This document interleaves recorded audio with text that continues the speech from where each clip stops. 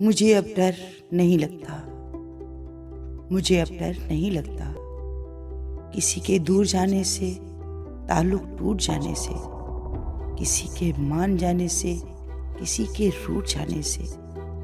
مجھے اب ڈر نہیں لگتا کسی کو آزمانے سے، کسی کے آزمانے سے، کسی کو یاد رکھنے سے، کسی کو بھول جانے سے۔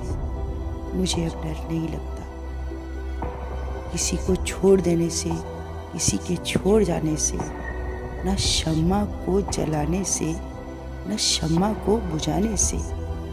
مجھے اب ڈر نہیں لگتا اکیلے مسکرانے سے، کبھی آنسو بہانے سے، نہ اس سارے زمانے سے، حقیقت سے پھنسانے سے۔ مجھے اب ڈر نہیں لگتا، مجھے اب ڈر نہیں لگتا کسی کی نار سائی سے، کسی کی پار سائی سے، کسی کی بے وفائی سے، کسی دکھ انتہائی سے۔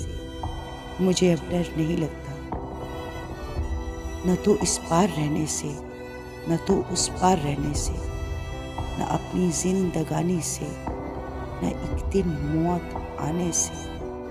مجھے اب ڈر نہیں لگتا، مجھے اب ڈر نہیں لگتا۔